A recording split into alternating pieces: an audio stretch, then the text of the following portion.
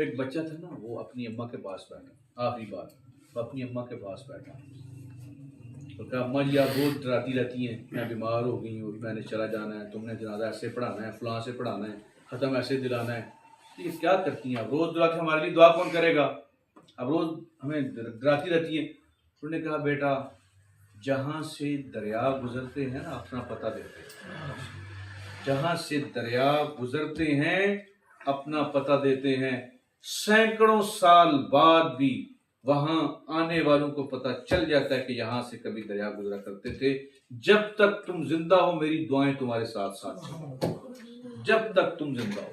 تو ہم اور خوش قسمت ترین ہوتی ہے وہ اولاد جو اپنے والدین کے لیے صدقہ جاریہ بن جاتی ہے۔ یہ الفاظ تھے سیدتنا آمنہ، کیا بیٹا میں تو جا رہی ہوں لیکن میرا ذکر کبھی نہیں مٹے گا، کیونکہ میں تیرے جیسا ستھرا بیٹا چھوڑ کے جا رہا ہوں، سبحان اللہ، تیرے جیسا ستھرا بیٹا۔ اور یہ تلقین تھی امت کے، حضور کی امت کے تمام بیٹوں کو کہ جو اچھے بیٹے ہوتے ہیں، نیک بیٹے ہوتے ہیں، وہ ماؤں کو مرنے نہیں دیتے ہیں، وہ ان کی عادات اور ان کے احوال ایسے ہوتے ہیں، اعمال ایسے ہوتے ہیں کہ ان کی ماں کو لوگ اپنی دعاؤں میں یاد رکھتے ہیں، کہتے ہیں کہ جا جنہیں تیری تربیت کی تھی ہے اللہ انہیں قبر سے بھی کروڑا رحمتہ کرے۔ بے شک، اعمال ایسے کرتے ہیں، نیک اعمال کرتے ہیں، وہ مسجد بنواتے ہیں، وہ پانی کا اہتمام کرتے ہیں، وہ غربا فقراء کا خیال کرتے ہیں، ان کی گفتگو اچھی ہوتی ہے، ان کا اخلاق اچھا ہوتا ہے، وہ دین سے محبت کرتے ہیں، کے لیے صدقہ جاریہ بن جاتے ہیں۔ ان کی مائیں مرتی نہیں ہیں، وہ زندہ رہتی ہیں، کہاں پہ؟ لوگوں کی دعاؤں میں، لوگ اچھے الفاظ میں کہ فلاں کا بیٹا ہے جس کی ماں نے بڑی اچھی تربیت کی۔ اب ہم کہتے نہیں فلاں کو جا تیری تربیت کرنے والے ہوتے کروڑا سلام ہو، کہتے ہیں نا۔ یا اب ہم کام کر رہے ہیں نا، کسی کو پتہ نہیں ارد گرد، کسی کو کوئی پتہ کیا ہو، پتہ کب لگے گا؟ جب آپ لوگ کسی، ابھی عبداللہ کا پتہ لگ گیا نا، عبداللہ اپنی نانو تھی، دادو تھی جو فوت ہو گئی ہیں، دادو فوت ہو گئی ہیں، ابھی لاہور گئے تھے، وہ لاہور جب گئے تھے وہ نانو تھی، عبداللہ نانو کے ختم پہ گیا، بیان کر کے آئے، بیان کر کے آ گئے نا، پتہ لگ گیا نا جناب۔ تو حضور اسی وجہ سے بیٹھے ہیں نا، کرو کہ لوگوں کو تھوڑے کام نہ پتہ لگے تو کام کر سکتے، ٹھیک ہے کہ میرا بیٹا آپ نے بننا ایسے ہے کہ جہاں آپ بولیں لوگوں کو پتہ چل جائے کہ یار بندہ چنڈیا ہوا ہے، انہیں محنت کی تھی ہے، ایسے نہیں کہ دو لفظ آپ بولیں اور پھر پتہ چل جائے میں بڑا کچھ کر گیا۔ محدث نہیں بننا، عادت رہنا ہمیشہ، طالب علم ہے جی، پڑھ رہے ہیں، دین سیکھ رہے ہیں، اور دین سیکھنے کی چیز ہے، یہ ہمیشہ سیکھنا چاہیے، ٹھیک ہے، یہ ہمیشہ سیکھنا چاہیے، اچھے سے سیکھنا چاہیے، بہترین طریقے سے سیکھنا چاہیے، کوشش کرنی چاہیے، کوشش کرنی چاہیے کہ ہم ان لوگوں میں شامل ہو جائیں کہ جو لوگ خیر کی کنجیاں ہیں جہاں ہوتے ہیں خیر تقسیم کر دیتے ہیں۔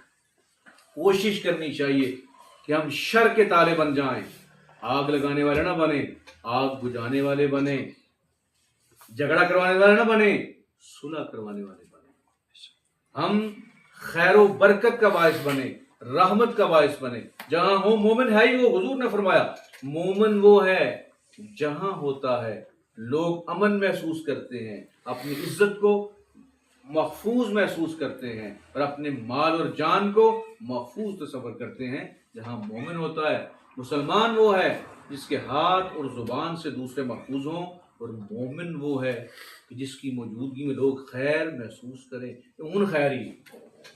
بعض محلے کے لوگ ایسے ہوتے ہیں نا کہ جھگڑا تھوڑا سا ہو وہ دور سے آ جائیں تو لوگوں کو پتہ چل جائے اون آ گیا ہی، اون جھگڑا بڑھ جائے، یہ فلانا اون آ گیا ہے، اون خیر نہیں ہے، کیسا شیطان آدمی۔ اور ایسے بھی لوگ ہوتے ہیں جب آ جاتے ہیں نا تو لوگ کہتے ہیں یار ان ستے خیرانے آج سب آ گئے۔ یہ مثال ہے، حضور نے فرمایا بعض لوگ خیر کی کنجیاں ہوتے ہیں اور بعض شر کی کنجیاں ہوتے ہیں، جہاں ہوتے ہیں شر پھیلا دیتے ہیں، اور بعض جہاں ہوتے ہیں خیر تقسیم کر دیتے ہیں۔ آگ بجھانے والا بنے، آگ لگانے والا نہیں بنے، جھگڑا ختم کرنے والے بنے، جھگڑا لگوانے والے نہ بنے، خیر کا باعث، برکت کا باعث، پانی پلانے والے بنے، گرے ہوں کو اٹھانے والا بنے، گرانے والا نہیں بنے، چھیننے والا نہیں بنے، دینے والا بنے۔ سمجھ آ رہی ہے؟ ٹھیک ہو گئی. اسلام کا ہیرو ہی وہ ہے جو گرے ہوئوں کو سہارا دیتا ہے. بچپن میں ہم پڑھتے تھے نا، وہ میرا کام غریبوں کی حمایت کرنا، درد مندوں سے، ضعیفوں سے محبت کرنا. پریکٹیکل لائف میں ہم نے جا کے وہ کرنا. سمجھ آ رہی ہے ساری باتوں کی؟ نماز آج پڑھی ہے؟ نماز سے متعلق آپ کا بیان ریڈی ہے؟ اس میں ایک چیز اور ایڈ کر لیں. سیدنا حسین رضی اللہ تعالیٰ عنہ فرماتے ہیں کہ جنت، یہ دو مختلف لوگوں کی آراء ہے، آپ یہ کہہ سکتے ہیں اقوال صالحین، جس پہ کسی کو اعتراض نہیں. اقوال صالحین میں ہے کہ ایک مرد صالح نے فرمایا، کیونکہ امام زین العابدین سے بھی یہ مجھے یاد آ گیا، جو دو جگہوں پہ ہے اس لیے ان کا تضاد ہے. تو بولے اقوال صالحین میں ہے کہ جنت میری رضا نہیں ہے، جنت میری چاہت نہیں ہے، جنت میری چاہت نہیں ہے، نماز میری چاہت ہے، نماز میری چاہت. پوچھا گیا یہ آپ نے کیا بات کی؟ سمجھ گیا کہ آپ نے جنت میری چاہت نہیں، نماز میری چاہت. فرمایا جنت کا میں طالب ہوں اور نماز کا حکم میرے رب کا ہے. نماز میں پڑھ لوں، جنت میرا رب مجھے عطا کر دے. سمجھ آ گیا کیسا لفظ بولا؟ کہ جنت میری چاہت ہے اور نماز میرے رب کی چاہت ہے. میں اپنے رب کی چاہت کو اپنا لوں، میرا رب میری چاہت مجھے عطا کر دے. کتنا زبردست جملہ ہے، کتنا حکیمانہ جملہ ہے. ٹھیک، تو یہ سارے جملے، یہ ساری چیزیں آپ کو کہاں سے آئیں گی؟ سینہ بسینہ آئیں گی.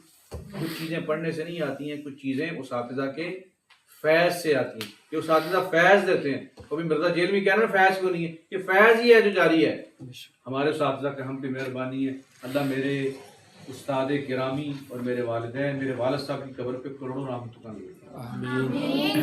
اور ہمارے جامعات کے ساتھ جتنے بھی معاونین ہیں، جتنے بھی محبت کرنے والے ہیں، اللہ سب کی تمام دلی مقاصد پورے کر دے. اللہ خیر و عافیت کا معاملہ فرمائے. ٹھیک ہو گیا جی؟